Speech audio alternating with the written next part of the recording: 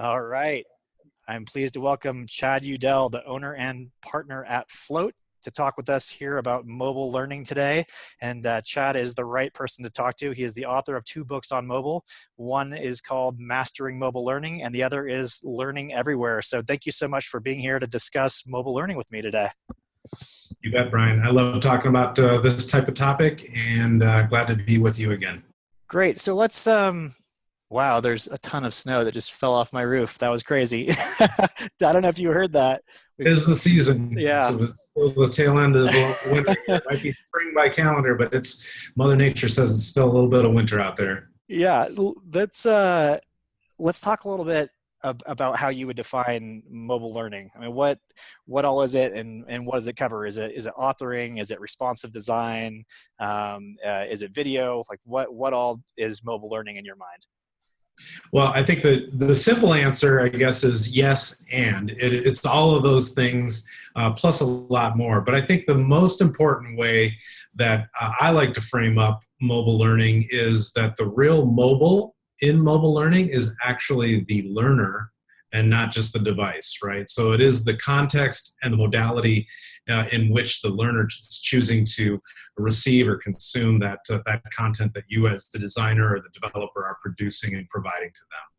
Yeah, so it's not mobile authoring, it's mobile consumption of content. Yeah, mobile usage. Yep, absolutely. Yeah, so it covers anything that anybody might be watching or interacting with on their phone that's learning. Sure. Yeah, I mean, it could be as simple as an adapted piece of e-learning courseware. It could be some video that's been curated and edited in a way that's easy to use and digest for a mobile learner. Heck, you know what? It could be looking up something while you're at the grocery store and making sure that you've got the right ingredients for your chili that you're going to be making. Or when you're hanging out with your buddies at a local pub or something and you want to determine if a particular actor was also in this movie and then directed that movie, and you use IMDb to look it up. Just basically information retrieval at the point of need while you're on the go. Yeah, and I was actually putting on new windshield wipers on my car for the new snow season just a month or so ago, and because it didn't snow for the whole first half of the season, but I put those on and I was watching a YouTube video. I pulled it up and did the step-by-step. I didn't open up the directions because they were impossible to follow, but somebody went on there and created a video of how to put that exact wiper blade on. There you go. Cool. Didn't even need to go to AutoZone. Just did it yourself. That's right.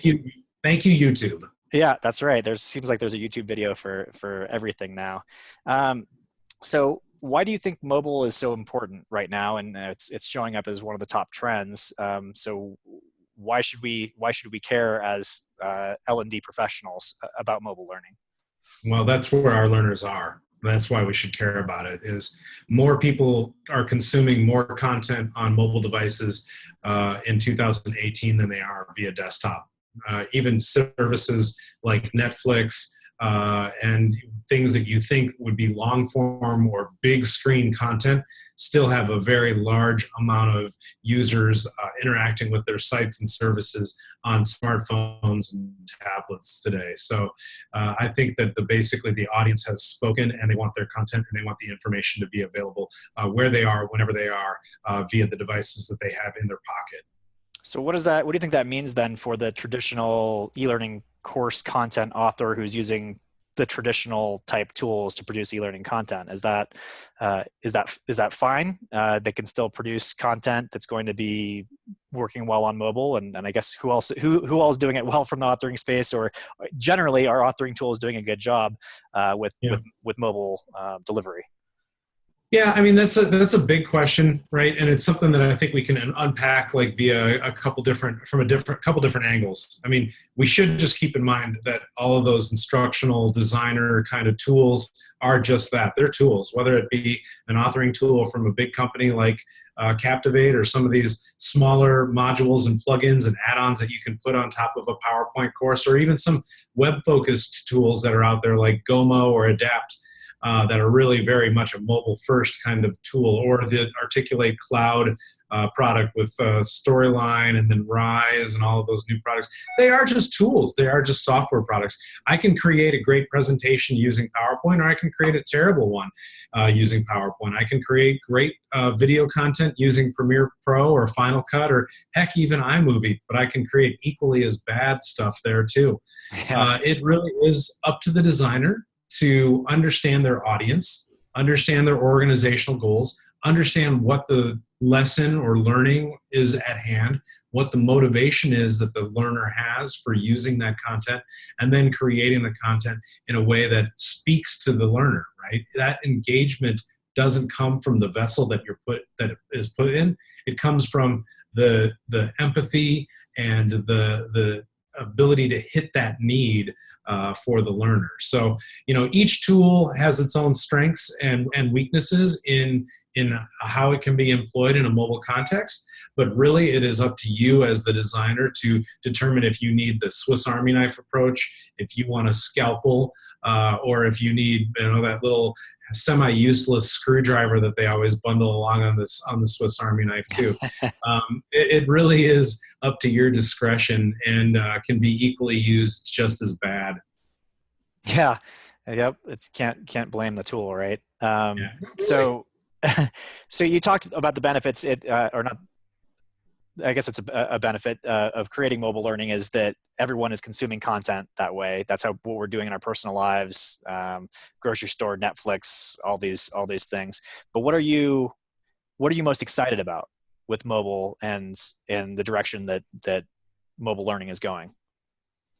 Well, what I get most excited about is this kind of, I guess, some might say, especially if you talk to somebody like Clark Quinn, or the title of his book involving the revolution of learning that's taking place, the empowerment that this new transformation puts in the hands of the learner is truly amazing, right? I can choose where and when I want to access that information. I, as the learner, can choose the source that is most valuable to me. I could use a corporate network, or I could use a corporate produced piece of content. But if that's not available, sure, I'll go find the answer on YouTube. I'll go look at Khan Academy. I'll go learn from my financial advisory site, that's on my 401k. I'll go learn at Chase. I'll go learn at, I don't even know. I mean, there's so many different sources of good information out there. I'll go learn on Quora, right?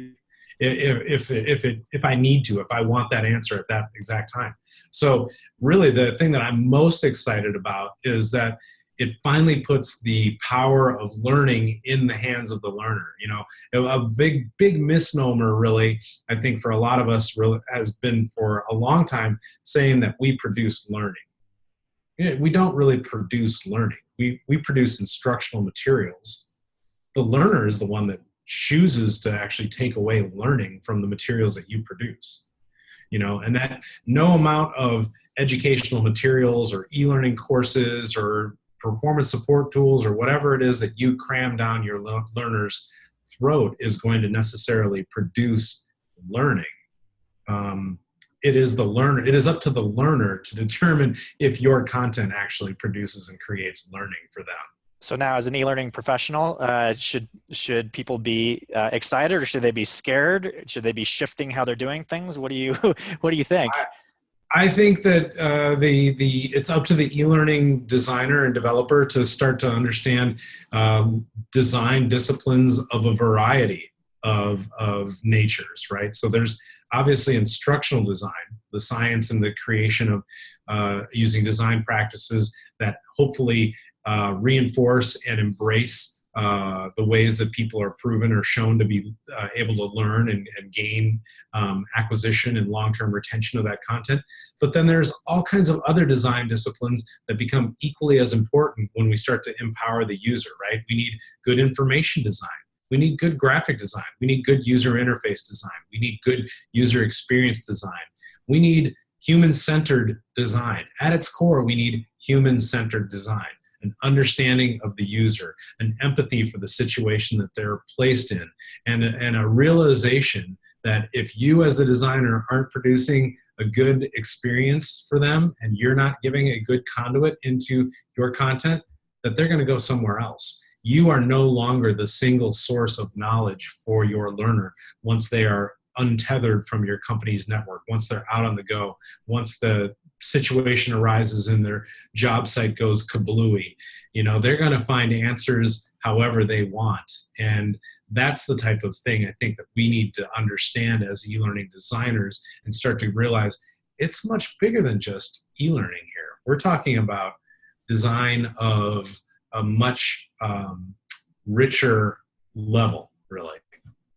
And do you think in that new world, is there still a place for courses, for traditional courses?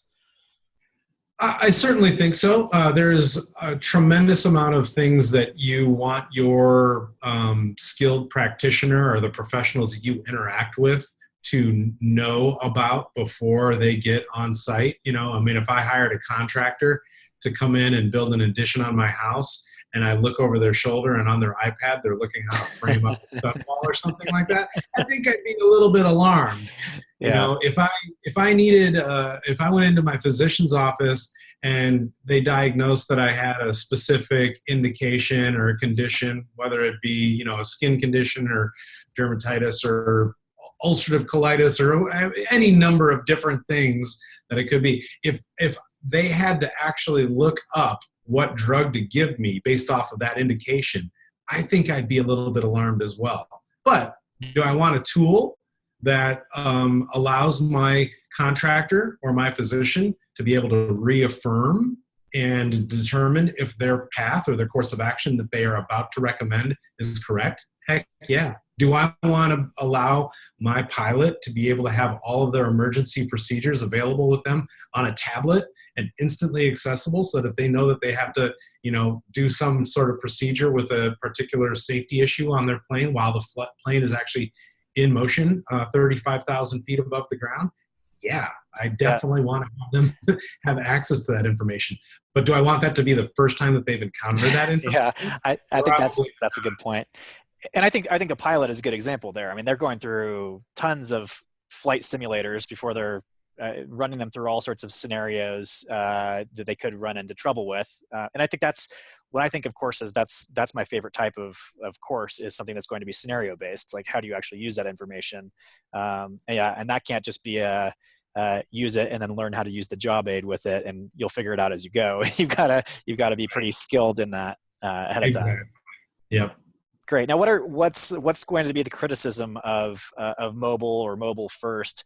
Is it going to cost too much, take too much time to develop, both for mobile and for desktop?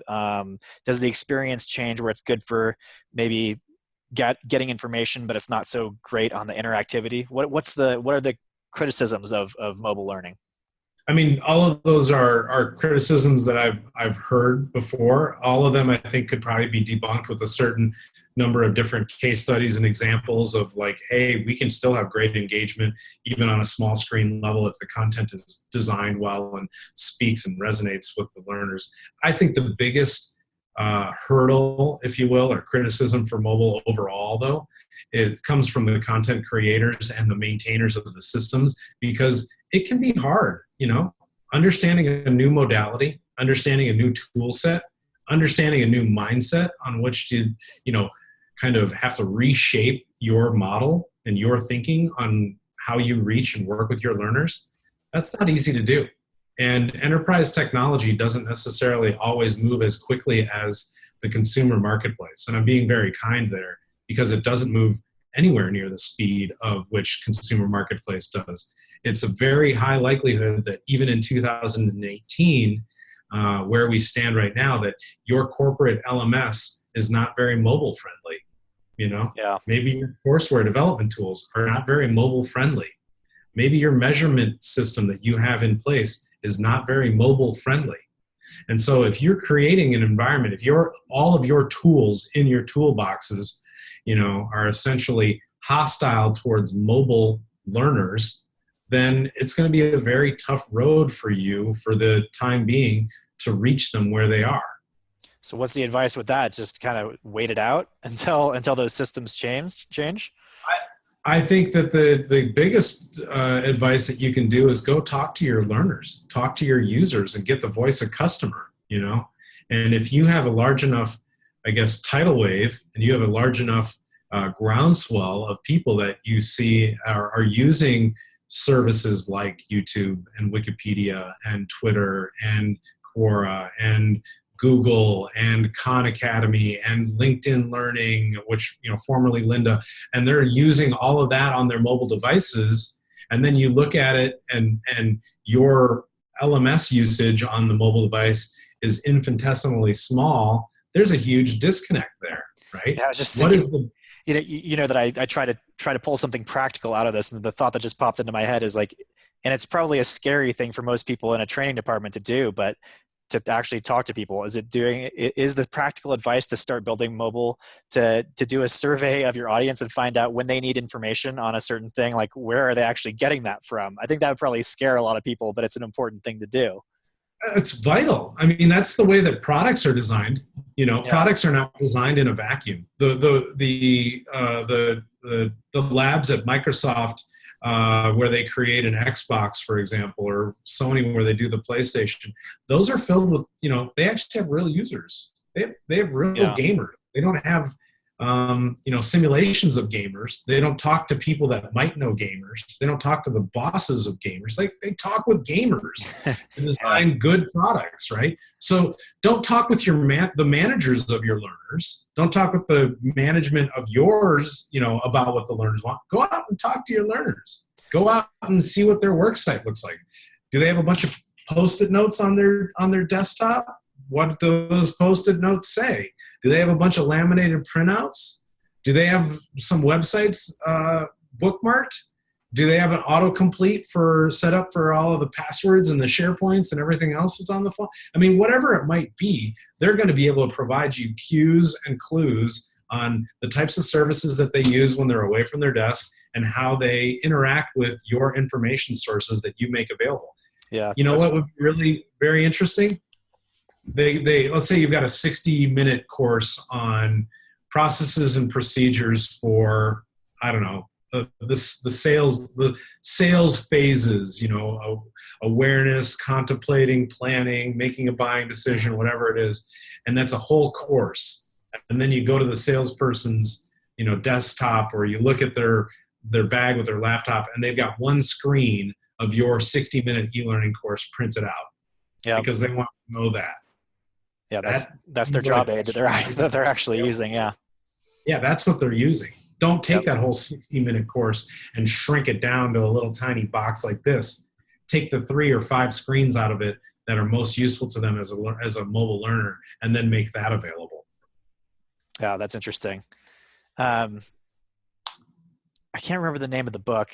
I think one of the things that people freak out about is that in doing like user testing is that it seems like this crazy formal process where you've got 100 people in a room and you're on the other side of a mirror. But I'm blanking on the author's name, but he's basically like, just go talk to one user, right? Like talk to one user. Steve Krug, don't Yes. make me think. Yeah.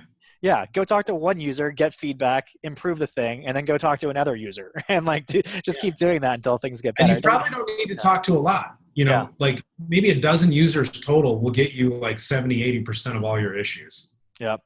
Now, somebody who's trying to either launch something that's mobile friendly or doing something mobile for the first time, what's the best place to get started? I mean, there's what you're talking about, which I think is generally like, how are people using stuff, and then it might be printed job aids, it might be that job aids available on mobile, but somebody who wants to be doing something on mobile, what does that look like? So when you want to get down to the nuts and bolts, like actually start building something, so you've gone through the needs analysis, you've got a pretty good design approach, you know, chosen or something along those lines. How do we do it or implement it from a technology standpoint? Is that kind of where you're going? Yeah, or like something that somebody's, I guess, for the traditional course developer doing whatever, Captivate or Storyline or Lectora courses, what's something that they could be doing where they could claim victory in an hour and say, I did something for mobile, and feel good about it? Yeah, I mean, I think that what I would do is I'd probably start looking outside. Immediately, what I would do is look outside of the learning industry and say, what are the best vessels and vehicles that people are using to get mobile content out to users of all types, whether they're learners or not? Are there tools or processes in place, either HTML frameworks or maybe blog engines or content management systems or websites out there that are just great at providing content? Okay, it could be WordPress, it could be a template, it could be maybe Squarespace, it could be building something in Wix, it could be creating something in Google Sites. Maybe it's, so where I'm kind of going with this is don't focus so much on the tool, but focus a lot more on tools that deliver great user experiences. Right. And so a lot of those, they're probably not in the learning industry at this point.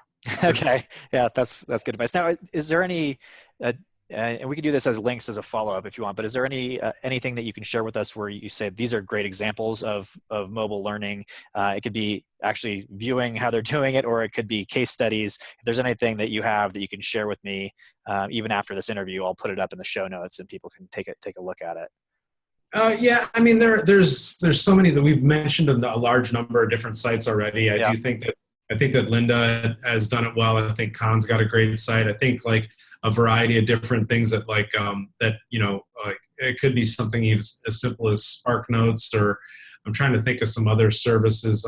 My daughter uses this one for her classes that allows you to create your own flip cards, flashcards or whatever and stuff like that. And it's just really they're just very simple, but almost none of them are actually like courses per se. They're just bite-sized pieces of information, that you can refer to and that you can use very frequently and use it to enhance your experience. If you are a gamer, there's a lot of different like online components that have been turned into apps that are companions to your games. I mean, every major title has them at this point. If you play Monster Hunter or Destiny or Overwatch or whatever you might play, there's a companion guide that's been created for you that gives like an idea on like all of the boss's weak spots and how do you craft this type of weapon in order to fight this guy. I mean, those guys are really well. And those are mobile friendly. They know that you're not focused on reading and the stuff, so they're like creating an instantly scannable piece of information that you can digest and use to perform better. And it's probably somebody playing a game over here, and then they've got their mobile device over here as they're kind of yeah. They're like looking at it and they're like, please don't die. Should I hit you? Or whatever, right? So, I mean, I think that those types of things are really cool. I think obviously the whole realm of augmented reality, which we've already talked about, is a very exciting area of mobile learning as well. Not to give too strong of a plug, but in Learning Everywhere, how mobile content strategies are transforming training. The things that I kind of talked about then, that was 2012 was when this book first came out, was the 4 areas of content that I see mobile really excelling at. And that was when you repurpose your existing learning content, which is what we've spent most of our time so far talking about. That's just one aspect. That's just one portion of it. There's 4 other content types that I talk about in the book. The other ones being integration with line of business and productivity tools. So this is like creating your own reminder tools. This is creating things that are point solutions on top of the CRM or on top of your supply chain management system. So these are learning integrated with being able to get work done. So where learning becomes working and working becomes learning. So more performance support tools, is that? Performance support, but almost like the operationalization of training. So it's like learning how to do the job as you're doing the job, right? So you are put into the situation, and as you do the job, more information is selectively disclosed to you so that you can progress at the job and get better. Custom mobile, made possible by learning. So we talk about like that's AR, that's wayfinding, that's location-based services. Those are things where GPS is integrated into the learning to provide contextually aware information, those types of things. And then the last but certainly not least was these platforms are really good not just for consuming information but creating it as well. So if you can integrate user-generated content and social learning and ground up type of content, you've got a really good grasp then on your overall content strategy, because it doesn't just have to come from you. There's way too much to know in today's modern business world to expect you as a learning and instructional designer, e-learning course creator, whatever your role is, to know everything that all of these folks need to know. So providing an input or a conduit for them to be able to share their experiences and help others that do their job with them become more effective, that's a huge win. Great. Well, I'll definitely point people to that book as a resource as well in the show notes. And that was the Mastering Mobile Learning or Learning That was Everywhere. that piece of information, that structure, those 4 content types, that's in Yep. Learning Everywhere. Okay, great. All right. Well, I'll put a link to both of those. Any other resources that people should be checking out in terms of mobile learning? Is there anything good with the Guild or ATD or what's Yeah. And we can Yeah. talk about it after, and if you want to send a link, I'll do it. But if there's anything that comes to your mind, I'd love to share that with my audience as well. I mean, there's folks in both organizations that are doing some really great work. I admire what Sarah Gilbert has been doing with eLearning for a long time. She's based out of Atlanta, and she also is affiliated with the Learning Ninjas. She helps facilitate the mobile learning certificate program for ATD. She also participates in a lot of workshops for the eLearning Guild. I think Carla Torgerson, who's based out of the Grand Rapids, Michigan area, wrote a book on microlearning, which is a close cousin to mobile learning, very, very much related in many, many respects. She's doing a great job there, and also facilitates and has a workshop through ATD for microlearning as well. I think that they're all doing some amazing things. I think Clark Quinn's books are good, especially from a historical standpoint, to show where we've come, because his books predate mine, and he's got a newer book that actually is newer than mine as well. So they're good bookends, I guess, if you will, to the whole chronology of it all. And I think that I think the tool vendors are coming on, but there's still a little ways to go. I think Articulate has made a really huge leap forward with their new Rise product. That's a step in the right direction in terms of being able to create mobile-friendly content. It's a good strategic move.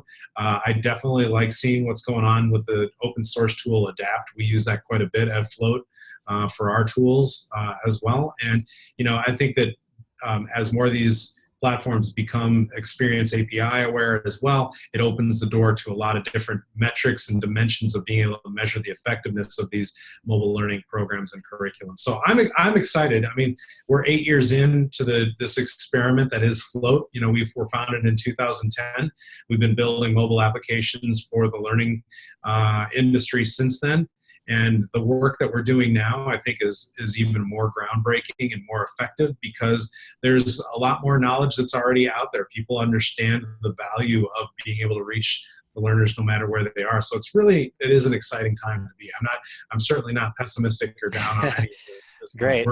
We're pushing ahead full steam. So it's a solid trend. It was picked as a top 10 trend, and feeling good about it. So that's good. Now, people that want to learn more about you, where can they find? What's the best way to find you?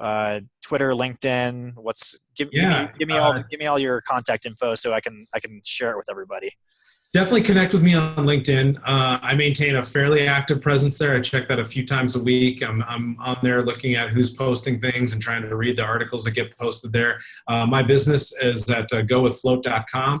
That's a good place to check out to see where we're potentially speaking or the workshops that we're facilitating. We have a Twitter feed as well. I do stay pretty active in the industry. I'll be heading to ATD's annual conference here in a few weeks in San Diego. Looking forward to that and speaking there, giving a little bit of a preview of the next book that's coming out probably later this year in 2018, co-authored with Gary, called The Shock of the New. So we're pretty busy right now. Good. Well, I will put all those links in the show notes, and hopefully we'll be able to meet up in person at the next conference here. That'd be awesome, Brian. All right. Thank you so much for your time, for sharing your experience and advice about mobile. It's definitely something that people are using in their personal lives, and we'll start seeing more and more of it in learning and development as well. You bet. All right. Thanks so much. Take care. Yep. You too. Bye-bye.